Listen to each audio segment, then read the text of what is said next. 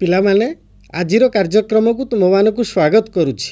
ଆଜି ଆମ୍ଭେମାନେ ନବମ ଶ୍ରେଣୀ ସଂସ୍କୃତ ବହି ସଂସ୍କୃତ ବଲ୍ଲରୀ ପୁସ୍ତକରେ ଥିବା ଅନୁଚ୍ଛେଦ ବିଭାଗକୁ ପଢ଼ିବା। ଆଜି ପ୍ରଥମେ ପ୍ରଥମ ଅନୁଚ୍ଛେଦକୁ ପଢ଼ିବା। ପଢ଼ି ସାରିଲା ପରେ ତାର ଅର୍ଥଟିକୁ ବୁଝିବା। ଅସ୍ତି କଶ୍ଚିତ୍ ବିଦୂଷକଃ ତସ୍ୟ ପରିହାସେନ ନୃପଃ ସଦୈବ ହସତି। ଏକଦା ବିଦୂଷକଃ ଚିନ୍ତୟତି ମମ ପରିହାସେନ ପ୍ରତିଦିନಂ ସକଳାଃ ଜନାଃ ହସନ୍ତି ତଥାପି ନ କୋऽପି ଜନ ମାଂ ମହାପୁରୁଷ ଇତି କଥୟତି। ଭବତୁ ଅଧୁନା ସେନାପତି ପଦಂ ପ୍ରାପ୍ତବ୍ୟମ୍। ବିଦୂଷକଃ ରାଜାନଂ ବଦତି ମହାରାଜ ଇଚ୍ଛାମି ସେନାପତି ପଦମ୍। ରାଜା ଭାଷତେ ତଥାस्तु। ତଦା ବିଦୂଷକଃ ନୃପଂ ଖड्गं ଯାଚତେ। परिहासेन नृपः विदूषकाय दीर्घं खड्गं ददाति। तदा विदूषकः मोदते सः खड्गं धृत्वा चलति। नृपः तं पृच्छति कुत्र गच्छन्ति महाभागाः। विदूषकः वदति सैन्यसकाशं गच्छामि। एबे पिलामाने एहार अर्थ को आमे बुझिबा। साधारणतः भावरे हस हेउची एक औषध जहाकू पान कले जहाकू खाइले समस्त मन आनंदरे पूरी जाए। सेहीपरि जड़े हसौथुबा आग कालरे राजा मानक पाखरे जड़े जड़े हसौथुबा व्यक्ति विशेष रोथुले जे राजांकर भाराक्रांत मन को शांत करिबा पई तांको मनरे आनंद देबा पई सेमाने सबु नियुक्ति पाइथिले। सेमानकू कुहा जाउथुला विदूषक। अस्ति कश्चित् विदूषकः जड़े विदूषक थिले। विदूषक एटी साधारणतः भावरे अस्थि जो स्थान रे प्रथमे बसे सेटा अतीत काल भावरे व्यवहार करा जाए। तेणु अस्ति कश्चित् विदूषकः जड़े विदूषक थिले। विदूषक अर्थ होची मु तुममानकू कहिदेली जे राजा मानक पाखरे राजांकर भाराक्रांत मन को प्रफुल्लित करिबा पई ताकू आनंद दबा पई राजांक पाखरे थांती। साधारणतः भावरे जहाकू आमे वर्तमान समयर हास्य कलाकार बोली कहू। तेणु सेमाने हसई समस्त मनरे आनंद भरी दियंती। सेही भली जड़े विदूषक थिले। तस्य परिहासेन नृपः सदैव हसति। सी जेतेले परिहास करुथुले जेतेले मजा करुथुले सेतेबेले राजा बहुत हसुथुले बहुत आनंदर रहुथुले। एकदा विदूषकः चिन्तयति थरे विदूषक चिंता कले मम परिहासेन प्रतिदिनम सकलाः जना हसंती। मु जेतेले हसौची सबु लोक हसुचंती तथापि न कोऽपि जन मांग महापुरुष इति कथयति। अरे मु जेतेले हसौची सेतेले समस्ते तो हसुचंती हेले मते तो कई महापुरुष आज पर्यंत कही नांती। मु जेते लोक मानकू आनंद दउची समस्त को खुशी रे रखुची अथच केही जणे हेले ता मध्यरु मते महापुरुष मध्य कहू नांती। अधुना भवतु अधुना सेनापति पद प्राप्तव्यम। तेणु तांको मन भितर गोटे चिंताधारा आसिला जे मते सेनापति पदटिए दरकार। कारण मते तो महापुरुष कई कहिले नहीं आपातत तो सेनापति पदटे हेले मते टिके खुशी लागिबो। विदूषक राजानं वदति महाराज इदानीं सेनापति पदम इच्छामि। से महाराजा को कहिले जे वर्तमान मु सेनापति पद इच्छा करुची। पिला माने देखि पारुथुबो जे विदूषक कहउचंती मोर सेनापति पद दरकार। से राजा को कहउचंती तापरे राजा कौन कहउचंती राजा भाषते राजा कहउचंती तथास्तु। राजा निश्चित भावरे जेतेबेले तांकर कार्यकलाप रे बहुत खुशी थिले। तेणु राजा कहिदेले तथास्तु। तथास्तु अर्थ जहाँ आपणकर इच्छा जहाँ चाहूचंती अर्थात विदूषक चाहूतिले सेनापति पद। तेणु राजा सेनापति पद तांकू अर्पण करिदेले तथास्तु कहिदेले। तदा विदूषक नृपम खड्गम जाचते। ये कथा हेई साला परे अर्थात सेनापति पद प्राप्त हेई साला परे विदूषक राजा को खंडाटी मागिले। अर्थात से जेतेबेले सेनापति हेले सबु सैन्य मानकर से होउचंती लीडर सबु सैन्य मानकर से होउचंती नेता। तांको हातरे जदि खड्ग न रहिबो ताले से को प्रकार सेनापति। तेणु तांको मन भितर एई प्रकार भावना आसिला। राजा को कहले राजा मते आपणकर से खंडाटे देई दियंतु। परिहासेन नृप विदूषकाय दीर्घम खड्गम ददाति। परिहास रे खुशी रे राजा मध्य तांको से दीर्घ खड्गटी को प्रदान कले। तदा विदूषक मदते। विदूषक बहुत खुशी हो गले କାରଣ ସେ ବହୁତ ଦିନରୁ ଏକଥା ଚିନ୍ତା କରୁଥିଲେ ଯେ ମୁଁ ଏତେ ହସଉଛି ଏତେ ମଜା କରୁଛି, ଅଥଚ ମୋତେ କେହି ମହାପୁରୁଷ ତ କହିଲେ ନାହିଁ। ଯେତେବେଳେ ସିଏ ରାଜାଙ୍କ ପାଖରେ ଏଇ କାମନା କଲେ ଯେ ମୋତେ ସେନାପତି ପଦଟା ମୋର ଦରକାର, ମୁଁ ସେନାପତି ପଦ ଇଚ୍ଛା କରୁଛି, ରାଜା ଆନନ୍ଦର ସହିତ ତାଙ୍କୁ ସେନାପତି ପଦ ଦେଇଦେଲେ। ଏବଂ ଯେତେବେଳେ ସେ ଖଣ୍ଡାଟିକୁ ମାଗିଲେ ତାହା ମଧ୍ୟ ରାଜା ତାଙ୍କୁ ପ୍ରଦାନ କଲେ। ନୃପ ତମ୍ ପୃଚ୍ଛତି ସ ଖଡ୍ଗମ୍ ଧୃତ୍ୱା ଚଳତି। ଖଣ୍ଡାଟିକୁ ଯେତେବେଳେ ପାଇଲେ ସେ ଚାଲିଲେ, ଆଗକୁ ଚାଲିଲେ। ନୃପ ତମ୍ ପୃଚ୍ଛତି, ରାଜା ତାଙ୍କୁ ପଚାରିଲେ କୁତ୍ର ଗଚ୍ଛନ୍ତି ମହାଭାଗା, ଆପଣ କୁଆଡ଼େ ଯାଉଛନ୍ତି ମହାଶୟ? ବିଦୂଷକ ବଦତି, ପଚାରୁଛନ୍ତି ମୁଁ ସୈନ୍ୟ। ରାଜା ଯେତେବେଳେ ପଚାରୁଛନ୍ତି ଆପଣ କୁଆଡ଼େ ଯାଉଛନ୍ତି, ସେ କହୁଛନ୍ତି ମୁଁ ସୈନ୍ୟମାନଙ୍କ ନିକଟକୁ ଯାଉଛି। ଖଣ୍ଡାଟିକୁ ପାଇଗଲେ।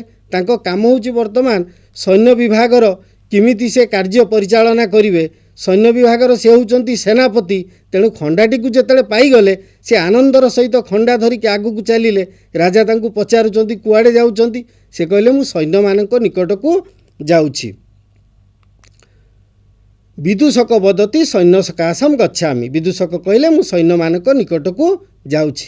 ଏଥିସହିତ ଆମର ଅନୁଚ୍ଛେଦଟା ତ ଭଲ ଭାବରେ ବୁଝିଯାଇଥିବ। ଏହାର ସମ୍ପର୍କିତ କେତୋଟି ପ୍ରଶ୍ନ ରହିଛି, ତାକୁ ଆମେ ଆଲୋଚନା କରିବା। ତୁମର ପରୀକ୍ଷାରେ ଏହି ପ୍ରଶ୍ନ ଗୁଡ଼ିକ ପଡ଼ିବ, ତାକୁ ଭଲ ଭାବରେ ମନ ଦେଇ ନିଶ୍ଚିତ ଭାବରେ ଶୁଣୁଥିବ। ପ୍ରଥମ ପ୍ରଶ୍ନ ହେଉଛି କସ୍ୟ ପରିହାସେନ ନୃପଃ ସଦୈବ ହସତି। କାହାଙ୍କର ପରିହାସରେ ନୃପ ସବୁବେଳେ ହସନ୍ତି? ଏହାର ଉତ୍ତର ହେଉଛି ବିଦୂଷକଙ୍କ ପରିହାସରେ ରାଜା ସର୍ବଦା ହସନ୍ତି। ତାକୁ ସଂସ୍କୃତରେ ମଧ୍ୟ ଏହାର ଉତ୍ତର ଲେଖିହେବ ବିଦୂଷକସ୍ୟ ପରିହାସେନ ନୃପଃ ସଦୈବ ହସତି। ଦ୍ୱିତୀୟ ପ୍ରଶ୍ନ ନୃପଃ ବିଦୂଷକମ୍ କିଂ ପୃଚ୍ଛତି। ରାଜା ବିଦୂଷକକୁ କ'ଣ ପଚାରିଲେ? ରାଜା ବିଦୂଷକକୁ ପଚାରିଲେ ହେ ମହାଶୟ କୁଆଡ଼େ ଯାଉଛନ୍ତି? ତାକୁ ଯଦି ଆମେ ସଂସ୍କୃତରେ ଲେଖିବା ନୃପଃ ବିଦୂଷକଂ ପୃଚ୍ଛତି କୁତ୍ର ଗଚ୍ଛନ୍ତି ମହାଭାଗା। ତାକୁ ତୁମେ ଓଡ଼ିଆରେ ମାତୃଭାଷାରେ ଲେଖିପାରିବ, ସଂସ୍କୃତରେ ମଧ୍ୟ ଲେଖିପାରିବ। ତୃତୀୟ ପ୍ରଶ୍ନ ହେଉଛି ବିଦୂଷକସ୍ୟ ପରିହାସେନ ପ୍ରତିଦିନମ୍ ସକଳାଃ କିମ୍ କୁର୍ବନ୍ତି। ବିଦୂଷକ ଯେତେବେଳେ ପରିହାସ କରନ୍ତି, ଯେତେବେଳେ ମଜା କରନ୍ତି, ଖୁସି କରନ୍ତି, ସେତେବେଳେ ସବୁ ଲୋକମାନେ କ'ଣ କରନ୍ତି? ତେଣୁ ପିଲାମାନେ ଜାଣିଥିବ, ଯେତେବେଳେ ପରିହାସ ସେ କରୁଛନ୍ତି, ଯେତେବେଳେ ଖୁସି ମଜା କରନ୍ତି, ସେତେବେଳେ ସମସ୍ତେ ହସନ୍ତି। ତେଣୁ ବିଦୂଷକଙ୍କର ପରିହାସରେ ସବୁବେଳେ ଲୋକମାନେ ହସନ୍ତି। ଏହାକୁ ସଂସ୍କୃତରେ ମଧ୍ୟ ଲେଖିପାରିବା ବିଦୂଷକସ୍ୟ ପରିହାସେନ ପ୍ରତିଦିନମ୍ ସକଳାଃ ଜନାଃ ହସନ୍ତି। ବିଦୂଷକଙ୍କର ପରିହାସରେ ପ୍ରତିଦିନ ସମସ୍ତ ଲୋକମାନେ ହସନ୍ତି। ଚତୁର୍ଥ ପ୍ରଶ୍ନ ବିଦୂଷକଃ ରାଜ୍ञଃ କିମ୍ ଇଚ୍ଛନ୍ତି ସ୍ମ। ବିଦୂଷକ ରାଜାଙ୍କ ପାଖରୁ କ'ଣ ଇଚ୍ଛା କଲେ? ବିଦୂଷକଃ ରାଜାଙ୍କ ଠାରୁ ସେନାପତି ପଦ ଇଚ୍ଛା କଲେ। ଏହାକୁ ସଂସ୍କୃତରେ ଲେଖିଲେ ମଧ୍ୟ ହେବ ବିଦୂଷକଃ ରାଜ୍ञଃ ସେନାପତି ପଦମ୍ ଇଚ୍ଛତି। କଃ କସ୍ମାତ୍ ଖଡ୍ଗମ୍ ପ୍ରାପ୍ତବାନ୍। କିଏ କାହା ପାଖରୁ ଖଣ୍ଡା ପାଇଲା ବା ପ୍ରାପ୍ତ ହେଲା? ଏହାର ଉତ୍ତର ହେଉଛି ବିଦୂଷକ ରାଜାଙ୍କ ଠାରୁ ଖଡ୍ଗ ପ୍ରାପ୍ତ ହେଲେ ବା ଖଡ୍ଗ ଲାଭ କଲେ।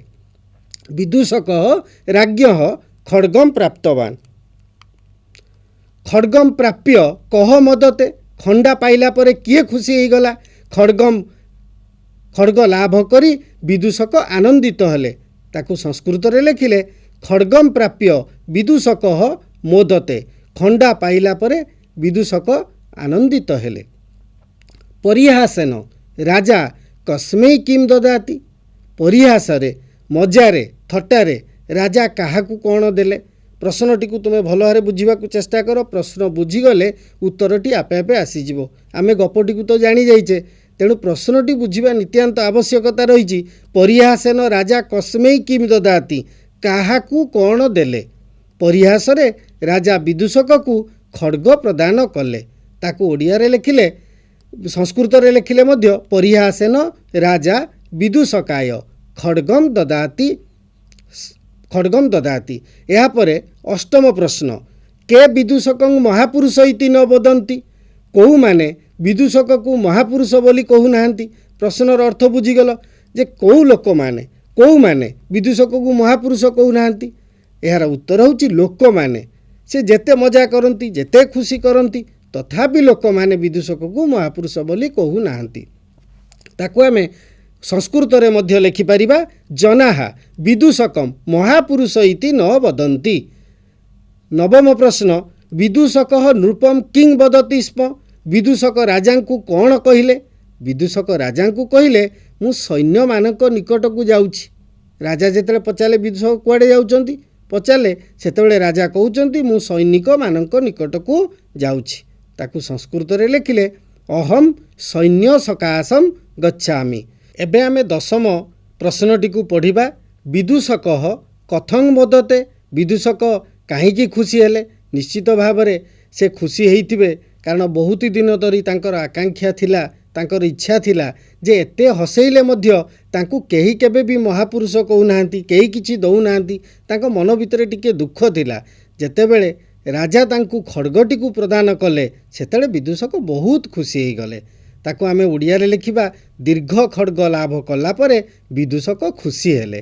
ताकू संस्कृत रे लिखिले दीर्घ खड्गम प्राप्य विदूषक मोदते।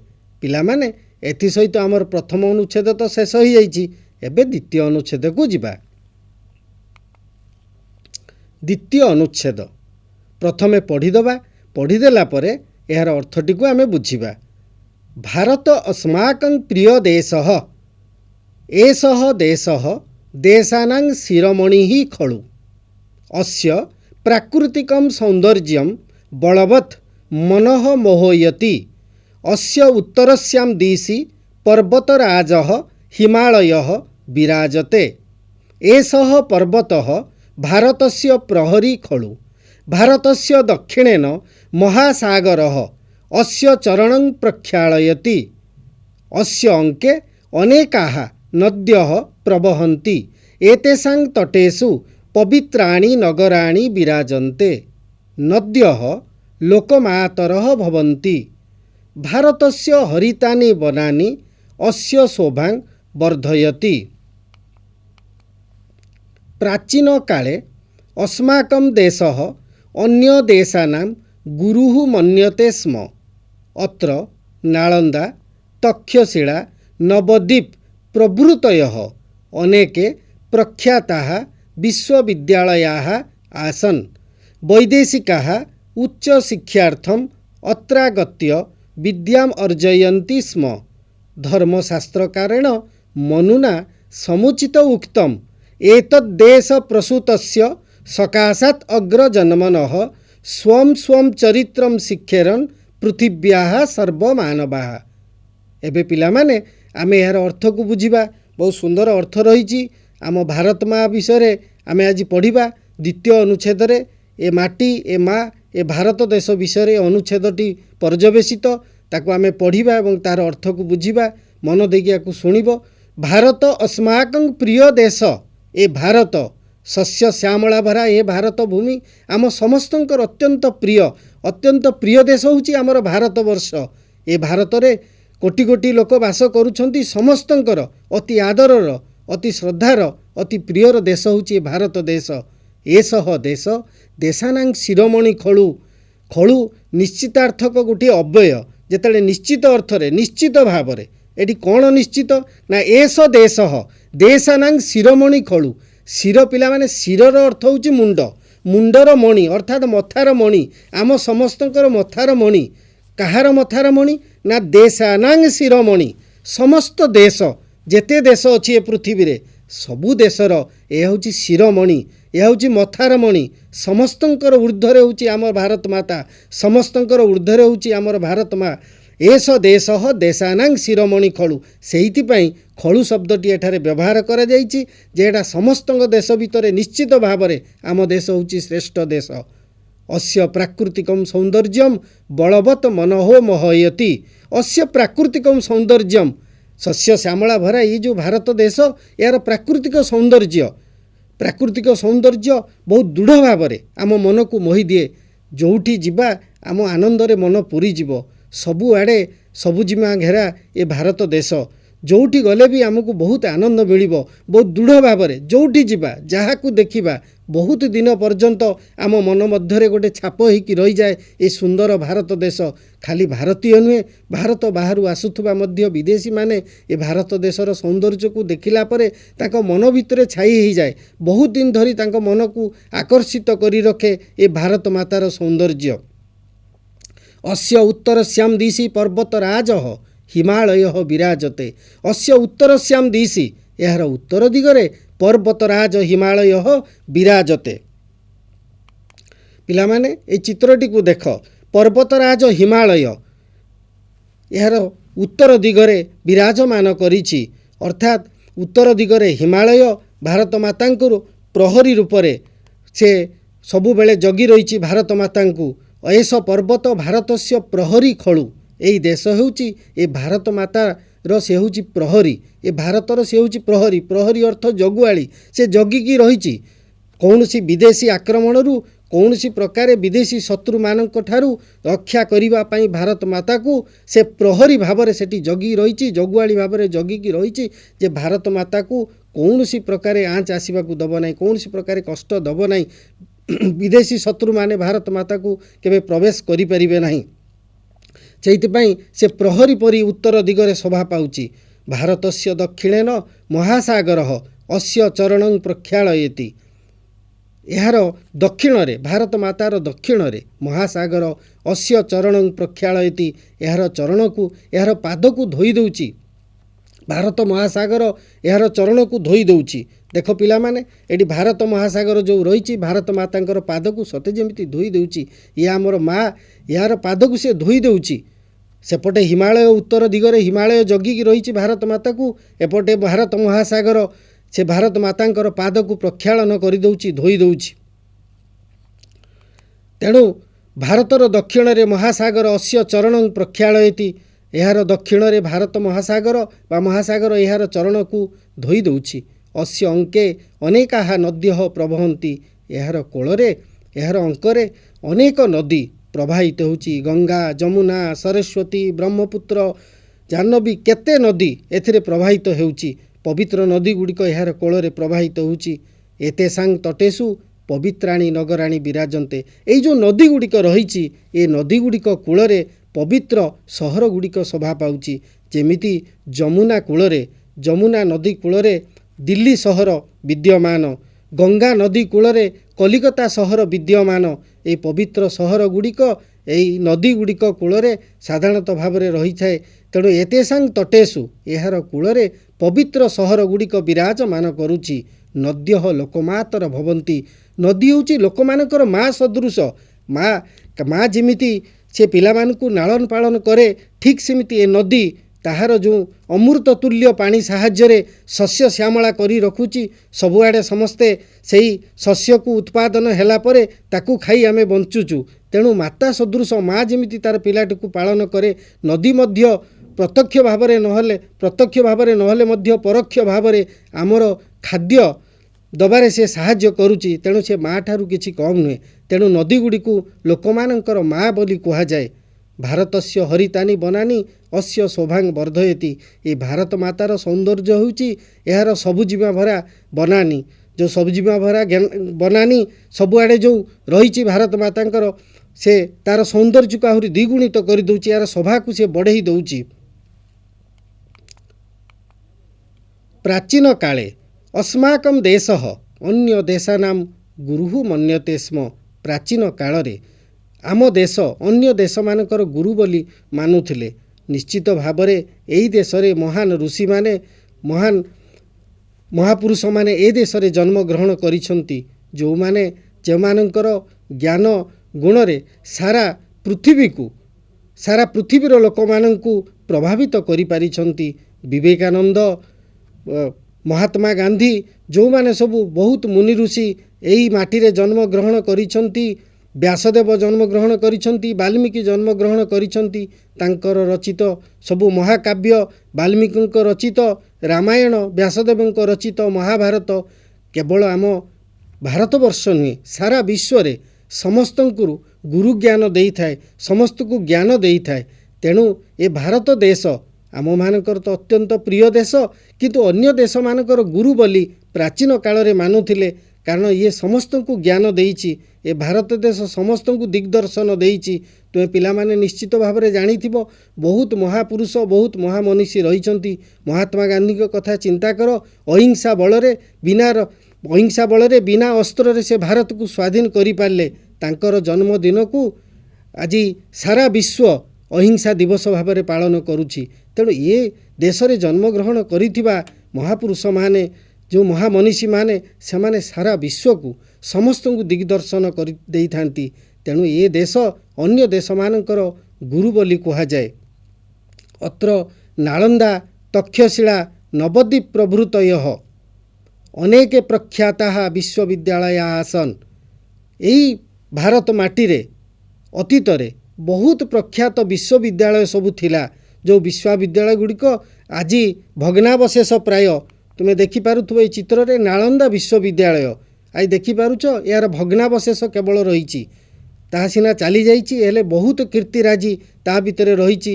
ଏହି ନାଳନ୍ଦା ବିଶ୍ୱବିଦ୍ୟାଳୟକୁ ତକ୍ଷଶିଳା ବିଶ୍ୱବିଦ୍ୟାଳୟ ଏବଂ ନବଦ୍ୱୀପ ବିଶ୍ୱବିଦ୍ୟାଳୟ କେବଳ ଭଗ୍ନାବଶେଷ ଗୁଡ଼ିକ ରହିଛି। ଏଗୁଡ଼ିକ ଆମର ଐତିହ୍ୟକୁ କେବଳ ସିନା ଗାଥାକୁ ଗାନ କରୁଛି, ହେଲେ ୟା ଭିତରେ ବହୁତ ଗୁଡ଼ିଏ ଜିନିଷ ରହିଛି ଯେଉଁଠି ବିଦେଶୀମାନେ ଆଗରୁ ଆସି ଏଠାରେ ପାଠ ପଢ଼ୁଥିଲେ ଏବଂ ଜ୍ଞାନ ଅର୍ଜନ କରୁଥିଲେ। ନାଳନ୍ଦା ବିଶ୍ୱବିଦ୍ୟାଳୟ ଯାହା ବିହାରରେ ଅବସ୍ଥିତ, ତକ୍ଷଶିଳା ବର୍ତ୍ତମାନ ପାଇଁ ପାକିସ୍ତାନରେ, ଯାହା ପୂର୍ବରୁ ଭାରତବର୍ଷରେ ଥିଲା। ନବଦ୍ୱୀପ ବିଶ୍ୱବିଦ୍ୟାଳୟ ଏହା ହେଉଛି ୱେଷ୍ଟବେଙ୍ଗଲ ବା ପଶ୍ଚିମବଙ୍ଗରେ ଅବସ୍ଥିତ। ତେଣୁ ଏହି ବିଶ୍ୱବିଦ୍ୟାଳୟକୁ ବିଦେଶରୁ ବହୁତ ଛାତ୍ରଛାତ୍ରୀ ଆସି ଏଠାରେ ପାଠ ପଢ଼ୁଥିଲେ ଏବଂ ଜ୍ଞାନ ଅର୍ଜନ କରୁଥିଲେ। ବୈଦେଶିକାଃ ଉଚ୍ଚଶିକ୍ଷାର୍ଥମ୍ ଅତ୍ରାଗତ୍ୟ ବିଦ୍ୟାମ୍ ଅର୍ଜୟନ୍ତି ସ୍ମ। ବୈଦେଶିକମାନେ ଉଚ୍ଚଶିକ୍ଷା ପାଇଁ ଏଠାକୁ ଆସି ବିଦ୍ୟା ଅର୍ଜନ କରୁଥିଲେ। ଧର୍ମଶାସ୍ତ୍ର କାରେଣ ମନୁନା ସମୁଚିତ ଉକ୍ତମ୍। ଧର୍ମଶାସ୍ତ୍ରକାର ମନୁ କହିଛନ୍ତି, ପ୍ରକୃତ ପକ୍ଷରେ କହିଛନ୍ତି, ଏତଦ୍ଦେଶ ପ୍ରସୂତସ୍ୟ ସକାଶାତ୍ ଅଗ୍ରଜନ୍ମନଃ ସ୍ୱଂ ସ୍ୱଂ ଚରିତ୍ରମ୍ ଶିକ୍ଷେରନ୍ ପୃଥିବ୍ୟାଃ ସର୍ବମାନବାଃ। ଏହାର ଅର୍ଥ ହେଉଛି,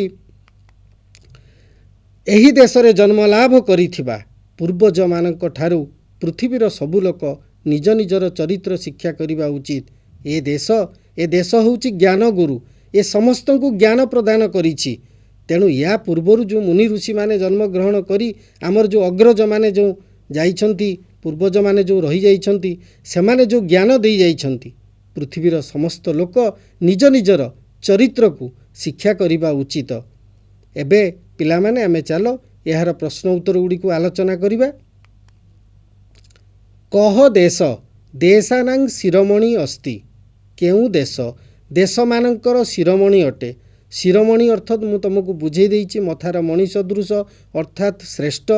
କେଉଁ ଦେଶ ସବୁ ଦେଶମାନଙ୍କ ମଧ୍ୟରେ ଶ୍ରେଷ୍ଠ ଅଟେ। ଭାରତ ଦେଶ ଦେଶମାନଙ୍କର ଶିରୋମଣି ଅଟେ। ତାକୁ ସଂସ୍କୃତରେ ଲେଖିଲେ ଭାରତମ୍ ଦେଶାନାଂ ଶିରୋମଣି ହିଁ ଅସ୍ତି।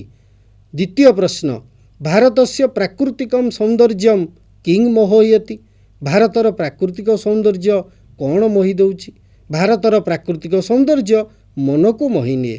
ତାକୁ ସଂସ୍କୃତରେ ଲେଖିଲେ ଭାରତସ୍ୟ ପ୍ରାକୃତିକମ୍ ସୌନ୍ଦର୍ଯ୍ୟଂ ମନଃ ମୋହୟତି। ତୃତୀୟ ପ୍ରଶ୍ନ, କହ ଭାରତସ୍ୟ ପ୍ରହରୀ ଇବ ବିରାଜତେ। କିଏ ଭାରତବର୍ଷର ପ୍ରହରୀ ବୋଲି ବିରାଜମାନ କରିଛି, ଜଗୁଆଳି ଭଳି ଜଗିକି ରହିଛି? ନା ହିମାଳୟ ଭାରତର ପ୍ରହରୀ ପରି ଶୋଭା ପାଉଛି। ତାକୁ ସଂସ୍କୃତରେ ଲେଖିଲେ ହିମାଳୟ ଭାରତସ୍ୟ ପ୍ରହରୀ ଇବ ବିରାଜତେ। ପର୍ବତରାଜ ହିମାଳୟ କୁତ୍ର ବିରାଜତେ। ଏହି ପର୍ବତରାଜ ହିମାଳୟ କେଉଁଠି ବିରାଜମାନ କରିଛନ୍ତି? ପର୍ବତରାଜ ହିମାଳୟ ଭାରତର ଉତ୍ତର ଦିଗରେ ଶୋଭା ପାଉଛନ୍ତି। ଏହାକୁ ସଂସ୍କୃତରେ ଲେଖିଲେ ଭାରତସ୍ୟ ଉତ୍ତରସ୍ୟାମ୍ ଦିଶି ହିମାଳୟ ଶୋଭତେ। ପଞ୍ଚମ ପ୍ରଶ୍ନ, କହ ଭାରତସ୍ୟ ଚରଣଂ ପ୍ରକ୍ଷାଳୟତି। କିଏ ଭାରତବର୍ଷର ଚରଣକୁ, ଭାରତବର୍ଷର ପାଦକୁ, ଭାରତ ମାତାଙ୍କର ପାଦକୁ କିଏ ପ୍ରକ୍ଷାଳନ କରୁଛି, କିଏ ଧୋଇ ଦେଉଛି? ନା ମହାସାଗର ଭାରତର ପାଦକୁ ଧୋଇ ଦେଉଛି। ଏହାକୁ ସଂସ୍କୃତରେ ଲେଖିଲେ ମହାସାଗର ଭାରତସ୍ୟ ଚରଣଂ ପ୍ରକ୍ଷାଳୟତି। ଷଷ୍ଠ ପ୍ରଶ୍ନ, କେ ଲୋକମାତର ଭବନ୍ତି। କେଉଁମାନଙ୍କୁ ଲୋକମାନଙ୍କର ମା ବା ଲୋକମାତା ବୋଲି କହନ୍ତି? ନଦୀଗୁଡ଼ିକୁ ଲୋକମାତା ବୋଲି କହନ୍ତି ବା ଲୋକମାତା ଅଟନ୍ତି। ତାକୁ ସଂସ୍କୃତରେ ଲେଖିଲେ ନଦ୍ୟଃ ଲୋକମାତର ଭବନ୍ତି। ସପ୍ତମ ପ୍ରଶ୍ନ, ବୈଦେଶିକାଃ କିମರ್ಥମ୍ ଭାରତମ୍ ଆଗତବନ୍ତ। ବୈଦେଶିକମାନେ କ'ଣ ପାଇଁ ଭାରତକୁ ଆସିଥିଲେ? ବୈଦେଶିକମାନେ ଉଚ୍ଚଶିକ୍ଷା ପାଇଁ ଭାରତକୁ ଆସୁଥିଲେ। କୁତ୍ର ପବିତ୍ରାଣୀ ନଗରାଣୀ ଶୋଭନ୍ତେ। କେଉଁଠାରେ ପବିତ୍ର ନଗର ଗୁଡ଼ିକ ଶୋଭା ପାଉଛି? ନଦୀ ତଟ ଦେଶରେ ପବିତ୍ର ନଗର ଗୁଡ଼ିକ ଶୋଭା ପାଉଛି। नवम प्रश्न के उच्चशिक्षार्थं भारतम आगतवन्त केउमाने उच्चशिक्षा पाई भारत को आसुथिले वैदेशिक माने उच्चशिक्षा पाई भारत को आसुथिले भारतवर्षे के प्रख्याताः विश्वविद्यालयाः आसन् भारतवर्षरे केउं केउं विश्वविद्यालय विख्यात थिला नालंदा तक्षशिला और नवद्वीप प्रभृति अनेक विख्यात विश्वविद्यालय थिला प्राचीन काले कह अन्य देशानां गुरुः मन्यते स्म प्राचीन काल रे काहाकू अन्य देश मानकर गुरु बोली मानुथिले प्राचीन काल रे भारत अन्य देश मानकर गुरु बोली मानुथिले आज तो पिला माने समय ही जाइछि निश्चित भाव में प्रथम एवं द्वितीय अनुच्छेद को भल भाव में बुझिथिबो आज पई एतिकिरे रहूछि धन्यवाद।